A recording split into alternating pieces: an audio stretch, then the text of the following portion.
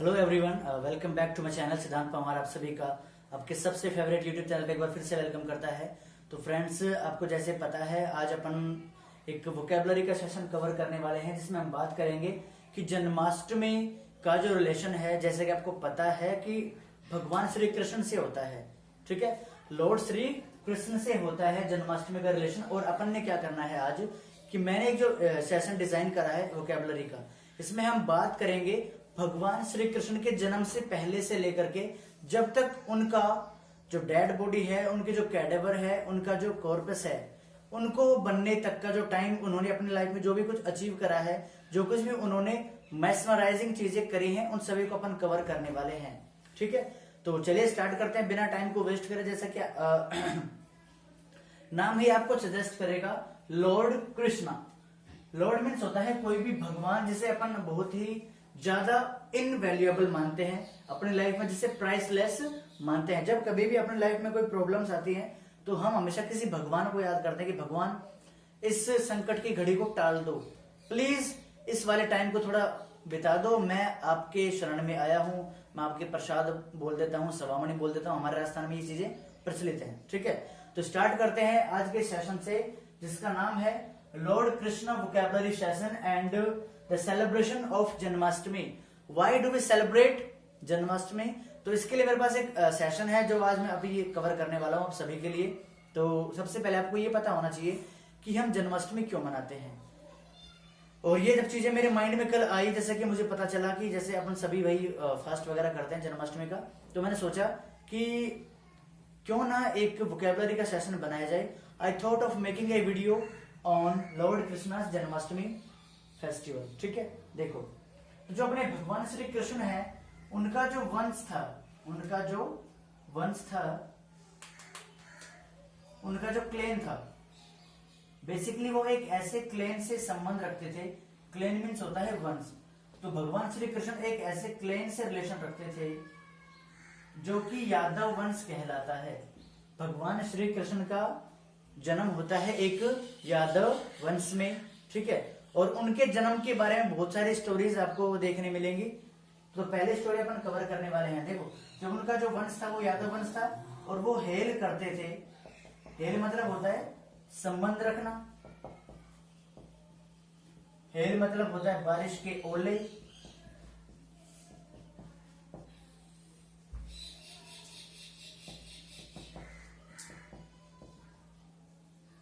और हेल मतलब होता है जय महाराज की।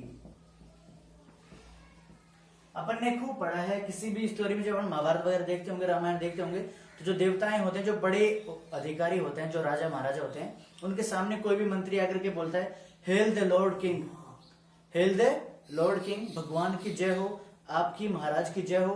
तो यहाँ पे जो हेल है, इसके 3 मीनिंग निकलेंगे। पहला होगा अपना संबंध रखना, दूसरा होगा बारिश के ओले जो पड़ते हैं, आपने देखा होगा खूब आराम से बारिश में, तो जय महाराज की जो भी होता है, तीनों का अपन यहाँ पे मीनिंग लेकर के चलेंगे। बेसिकली मेरा जो पढ़ाने का रीजन वो ये है इन सब चीजों को कि आपकी वोकैबुलरी बहुत अच्छी हो जाएगी। You have strong power on the vocabulary. ठीक है, तो अभी अपन यहाँ पे देखने वाले हैं जो संबंध रखने वाली बात करेंगे। ठीक है, तो भगवान श्री कृष्ण जो थे यादव वंश से संबंध रखते थे, और उनके जन्म के बारे में ये कहा जाता है कि जो उनके नाना श्री हैं उग्रसेन, मथुरा के राजा थे। He was the emperor of Mathura. Emperor means होता है राजा। उनके संतानों के बारे में भी ये कहा जाता है कि उनकी 2 संतानें थी, एक थी देवकी और सेकंड वन था कंस। ठीक है, जो देवकी थी वो बड़ी ही गुड नेचर्ड पर्सन थी, बहुत ही अच्छे स्वभाव की महिला थी।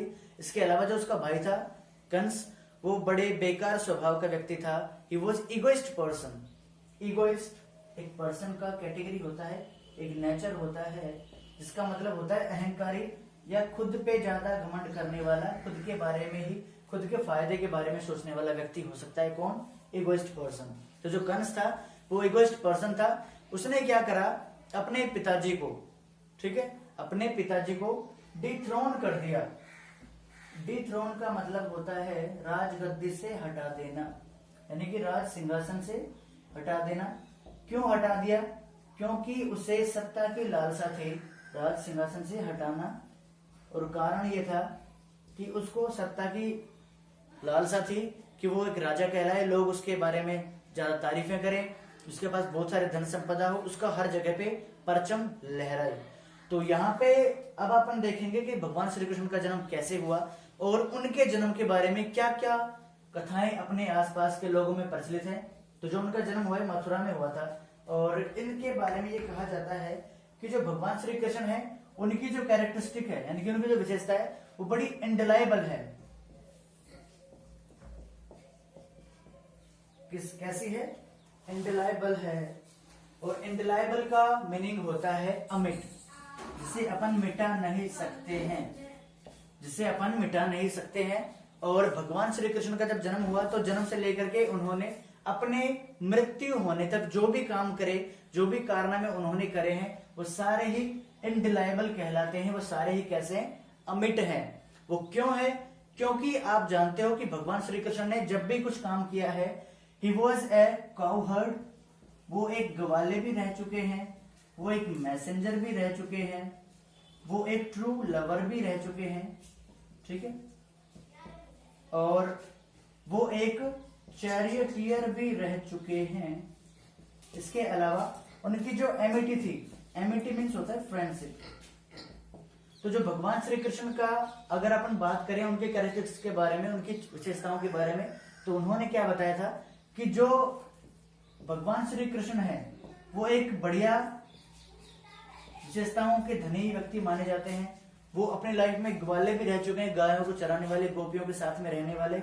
मैसेंजर, वो हर प्रकार से शांति का संदेश देने वाले, यानी कि दूत भी कहलाते हैं। आपने सुना है महाभारत के युद्ध के टाइम में जब शांति का प्रस्ताव दिया जाता है, तो शांति का प्रस्ताव ले जाने के लिए जिस पर्सन को नॉमिनेट करा जाता है, जिस पर्सन को चुना जाता है, जिस पर्सन का सिलेक्शन किया जाता है, वो अपने भगवान श्री कृष्ण ही थे। इसके अलावा वो एक अच्छे प्रेमी भी थे, लवर भी थे। उन्होंने अपनी लाइफ में जिस भी किसी व्यक्ति से बात की है वो उनके चहेते बन जाते थे, वो उनके प्रेमी बन जाते थे जो भी उनसे बात करते थे। क्योंकि उनके चेहरे के ऊपर एक बिग स्माइल रहा करती थी, ठीक है, उनके चेहरे के ऊपर एक बड़ी स्माइल रहा करती थी, चाहे दुख का टाइम हो चाहे सुख का टाइम हो। He was always having a smile on his face, ठीक है। इसके अलावा चैरियटियर भी वो थे। चैरियटियर मतलब का मतलब होता है रथ चलाने वाला, रथ का सारथी भी कह सकते हैं अपन। चैरियटियर किसके थे? वो अर्जुन के, ठीक है। आपको पता है, आपने महाभारत देखी है, आपको बहुत सारे सेशंस भी आपको इसको देखने मिले होंगे। मैंने महाभारत भी पढ़ाया है, आपको महाभारत की जो सेशंस है वो भी मैंने कवर करे हैं। तो इसके अलावा एक वर्ड और जो है मेरा एमिटी। एमिटी मीन्स होता है फ्रेंडशिप। तो जो भगवान श्री कृष्ण की जो फ्रेंडशिप है सुदामा के साथ में, वो बड़ी अमिट है, वो बड़ी इंडिलाइबल है। उनकी दोस्ती के किस्से, उनकी दोस्ती के कारनामे, उनकी दोस्ती के चर्चे आज भी लोगों में चलते हैं कि कृष्ण सुदामा की जैसी दोस्ती, दुर्योधन और कर्ण की जैसी दोस्ती ना तो कभी किसी ने की है, स्वार्थहीन दोस्ती आज तक कभी किसी ने नहीं की है, ये लोग कहते हैं। तो ये वाला वोकैबुलरी के सेशन में अभी अपन ने इतने वर्ड्स कवर करे हैं, स्क्रीनशॉट ले लीजिए। अभी अपन और वर्ड्स के साथ में आते हैं।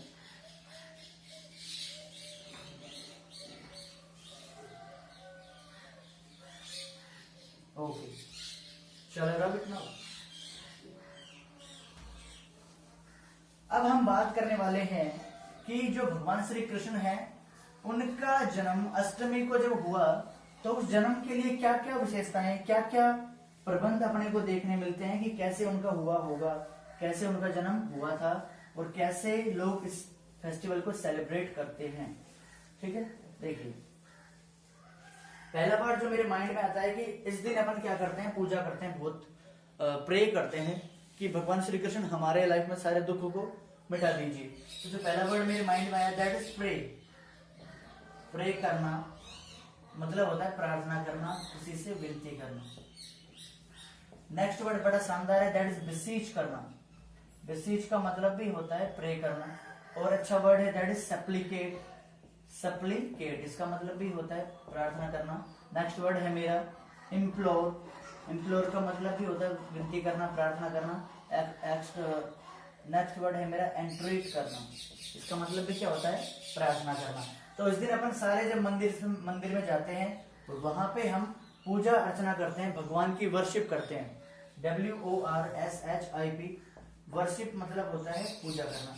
जब पूजा करते हैं वहां पर, और वहां पे जाकर के अपन प्रार्थना करते हैं, प्रे करते हैं, बिसीज करते हैं, सप्लिकेट करते हैं, इंप्लोर करते हैं और एंट्रीट करते हैं कि भगवान हमारे दुखों को आप दूर कीजिए, ठीक है, और हमको सद्बुद्धि प्रदान कीजिए, हमारी लाइफ को आगे बढ़ाइए, प्रॉस्पर कीजिए हमारे को, ठीक है। इसके अलावा आपको ये चीज भी ध्यान रखनी है कि भगवान श्री कृष्ण को अलग अलग नामों से भी जाना जाता है।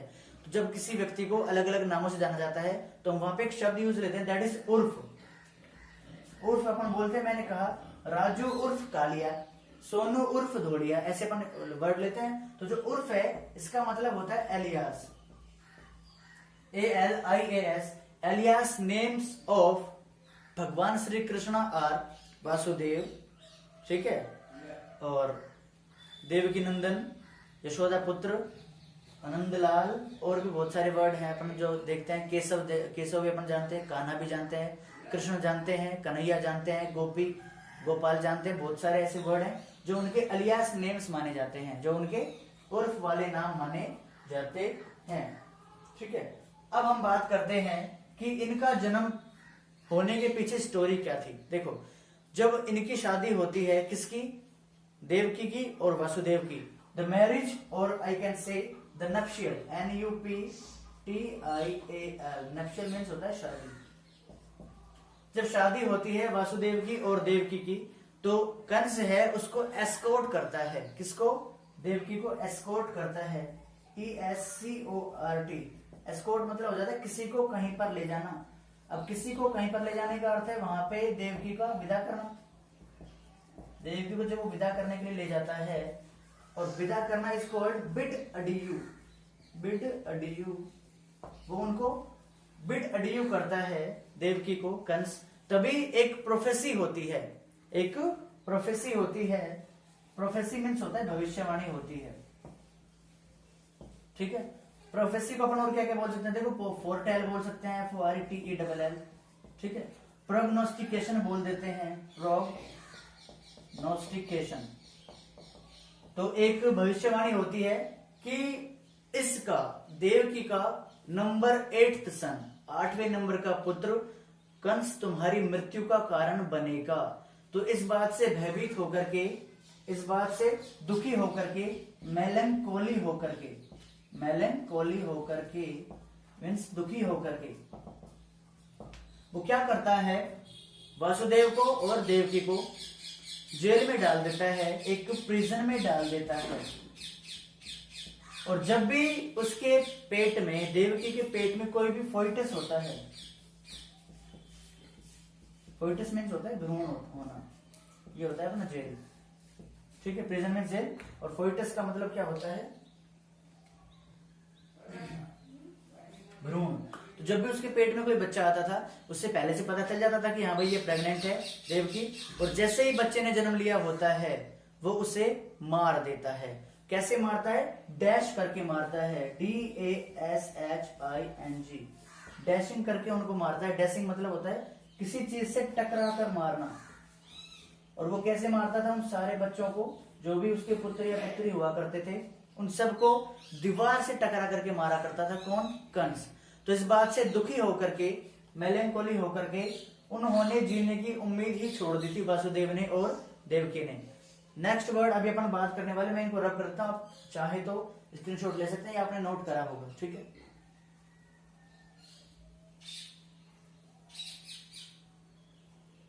ओके,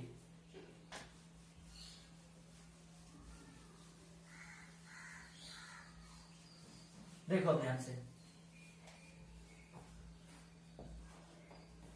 अब एक दिन क्या होता है कि जो 7वां पुत्र को मारने के बाद में, जब 8वां पुत्र भगवान श्री कृष्ण उनके पेट में होते हैं, उनकी वोम्ब में होते हैं, WOMB, वोम्ब मीन्स होता है कोख में होना या गर्भ में होना। और वो देवकी उस 8वें पुत्र को कंसीव करती है, यानी कि धारण करती है, ठीक है। तो जिस दिन उनका जन्म होना होता था, मिडनाइट में 12 बजे, रात के 12 बजे, अष्टमी थी उस दिन, और रात के 12 बजे हुए थे। रात के 12 बजने के टाइम पे सभी एक जो जेल के आसपास रहने वाले पर्सन होते हैं, जो पहरेदार होते हैं, जो भी दरबान होते हैं, जो भी वॉचमैन अपन कह सकते हैं, जो भी सेफ्टी गार्ड हो सकते हैं, जो भी गार्ड वगैरह होते हैं, वो सारे क्या हो गए थे उस दिन, भगवान श्री कृष्ण के जन्म वाले दिन स्लम्बर हो गए थे। SLUMBER स्लम्बर मीन्स होता है गहरी नींद में सोना, ठीक है, गहरी नींद में सोना। अब वो सो गए थे सारे, और इसी बीच जो जेल थे उसके सारे दरवाजे अपने आप ही खुल गए।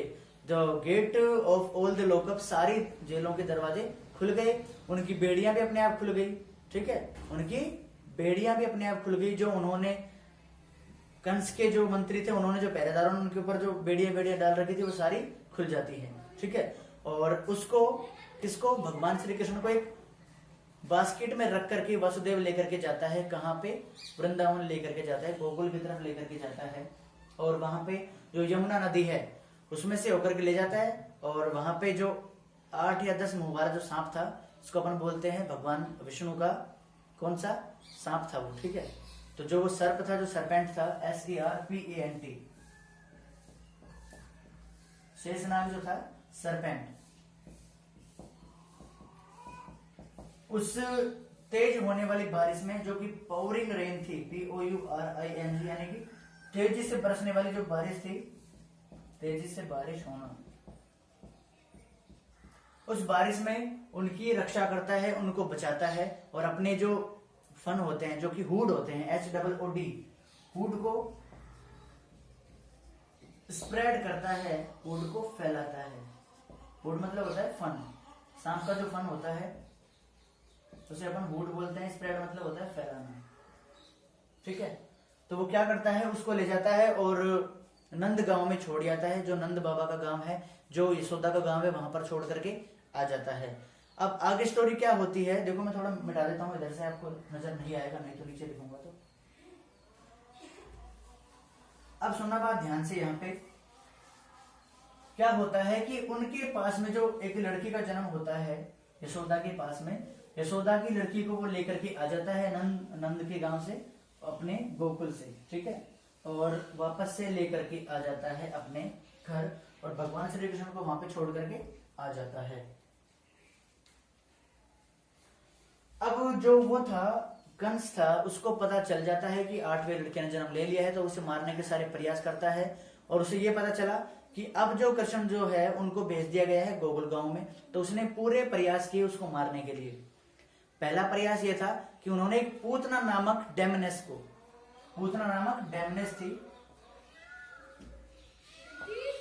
डेमनेस यानी कि डायन, उसको भेजा भगवान श्री कृष्ण को मारने के लिए, डेमनेस को भेजा मारने के लिए। वो क्या करती है, अपने निपल्स को स्मीयर करके जाती है पॉइजन में। स्मीयर मतलब होता है फैला करके जाना, स्मीयर माने फैलाना। अपने निपल्स को पॉइजन से स्मीयर करा हुआ था कि जैसे ही वो कृष्ण भगवान को अपने पास में लेके दूध पिलाने के लिए, और वो उसे पिएगा और मर जाएगा। लेकिन हुआ इसका उल्टा, जब वो उसको दूध पिलाने के लिए बैठती है, तो भगवान श्री कृष्ण, तो आपको पता ही है कि भाई वो तो भगवान है, उनको सब कुछ पता है, सर्वदाता है, सर्वगुण संपन्न पर्सन है, वो तो प्रॉस्पेरिटी के दाता है, वो तो अपने को नरिश करने वाले पर्सन है, जो अपना लालन पालन करते हैं, नरिश करते हैं, मतलब पालन पोषण करने वाला, जिन्होंने हमें जन्म दिया है, उनसे तो खैर चीजें छुपी रह कैसे सकती हैं, ठीक है। तो उनको नरिश करने वाला, जो अपने को नरिश करने वाला पर्सन है, वो तो खैर मरेगा ही कैसे डैमेनेस से। तो हुआ यूं कि वो मर जाती है पूतना, इसकी सूचना इसको मिलती है। तो फिर बाद में क्या करता है, वो उनको आमंत्रित करता है, बलराम को और भगवान श्री कृष्ण को, अपने गांव में। कहां पे करता है, अब आप मेरे को इसका आंसर देंगे क्वेश्चन में, कि वो कंस जो है उनको कहां पे आमंत्रित करता है, कुश्ती का खेल खेलने के लिए, ठीक है। तो वहां पे जब वो जाते हैं, तो उनका कुश्ती का जो खेल है वो स्टार्ट हो जाता है, और वहां पे उसको क्या कर देते हैं, वो कंस को मार देते हैं, दोनों के दोनों। इसके बाद में बहुत सारी कहानियां हैं जो आपको और भी सुनने को मिलती है। तो बेसिकली जो जन्माष्टमी का जो प्रोग्राम है, जो फंक्शन है, वो इसीलिए मनाया जाता है कि जिस दिन भगवान श्री कृष्ण ने जन्म लिया था उस दिन अष्टमी थी। इसके अलावा भगवान श्री कृष्ण की लाइफ में जो 8 अंक है, 8 नंबर है, वो बड़े ही अधिक वैल्यूएबल हैं, क्योंकि उनकी 8 ही तो पत्नियां थी, और वो विष्णु के 8वें अवतार भी हैं। कौन? भगवान श्री कृष्ण। तो जो भगवान श्री कृष्ण है विष्णु के 8वें अवतार हैं, उनका अष्टमी को जन्म हुआ और इसी वजह से जन्माष्टमी का त्योहार मनाया जाता है। इसीलिए हम क्या करते हैं, सुबह से लेकर के शाम तक, जब तक सूरज नहीं छिप जाता है उस बीच में अपन सिर्फ एक बार ही पानी पीते हैं। इसके बाद में शाम को 6 बजे के बाद जब सूरज छिप जाता है तो उससे लेकर के रात के 12 बजे तक अपन पानी वानी अन्न वगैरह कुछ भी नहीं खाते हैं। और इस दिन रात को 12 बजे जब भी कुछ खाया जाता है तो चरणामृत पूजा करने के बाद में जो अपन दही से कुछ प्रसाद बनाते हैं भगवान के लिए, उसको ही सेवन में लिया जाता है और सेवन में लेने के बाद में अपना व्रत खोला जाता है। इसके अगले दिन जो अपना आता है गोगा देव जी का पूजन करने के बाद में खाना खाया जाता है। तो फास्ट इस तरीके से इनका चलता है, ठीक है। नेक्स्ट वर्ड की अगर हम बात करें तो आपको अभी मैंने बताया था कि जो भगवान श्री कृष्ण है उन्होंने अपनी लाइफ में बहुत सारे अच्छे अच्छे काम करे हैं। कैसे कैसे काम करे हैं? ही वॉज ए मैसेंजर, वो मैसेंजर भी रह चुके हैं। युद्ध के लिए शांति का प्रस्ताव लेकर के गए थे कि युद्ध करने में किसी का फायदा नहीं है।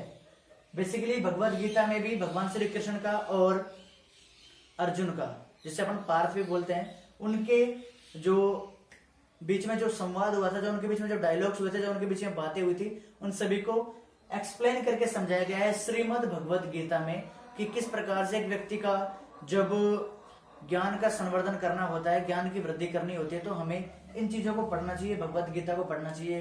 गीता जो अपन नॉर्मल लैंग्वेज में गीता बोल देते हैं, उसका पूरा नाम है श्रीमद् भगवत गीता, तो उसको पढ़ना चाहिए। इसके लिए आपको पता है कि वो चैरियोटियर भी रहे थे, मतलब होता है सारथी रहना, ठीक है। वो एक अच्छे सन भी रहे थे, एक अच्छे हस्बैंड भी रहे थे और एक फ्रेंडशिप के बारे में एमिटी तो उनकी खैर विश्व प्रसिद्ध है ही सुदामा के साथ में। और जो आदमी फ्रेंड होता है उसको अपन क्या बोलते हैं? एमिगो बोलते हैं, एमिगोज, ठीक है। एमिएबल बोल देते हैं, एमिकेबल बोलते हैं, अफेबल बोल देते हैं और किथ एंड किन्स बोल देते हैं।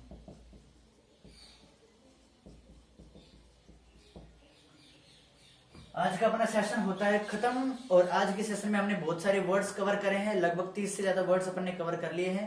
और इन सारे वर्ड्स के साथ में मैंने आपको ये मैसेज देना चाहा है कि हमें कभी भी अपने सत्य के पथ से नहीं हटना चाहिए। सत्य के पथ से अगर नहीं हटेंगे तो चाहे कितनी भी विपत्तियां क्यों ना आए, वी विल विन, हम हमेशा जीतेंगे।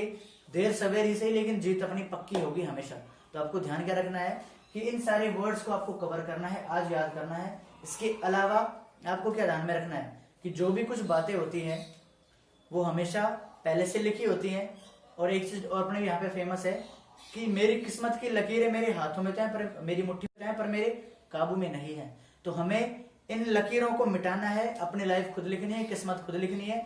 We have to work hard to get succeed in our life. Okay, अगर आपको ये सेशन मेरा अच्छा लगा है तो बेसिकली आपको करना क्या है, साइड में एक लाल सा बटन आ रहा होगा सब्सक्राइब वाला, उसको प्रेस करना है। उसके बाद में जो बेल आइकन बना होगा उसके ऊपर आपको प्रेस करना है। फिर ऑल का लेकिन नोटिफिकेशन आपको कैसे मिलना चाहिए, ऑल के मिलने चाहिए या सिलेक्टेड के मिलने चाहिए, तो आप दबाएंगे ऑल वाला, ठीक है। इसके अलावा सारी वीडियोस को जो भी आज तक मैंने अपडेट की है, जो भी अपलोड की है, उन सबको आपको लाइक करना है। Okay, take care, bye, cheer.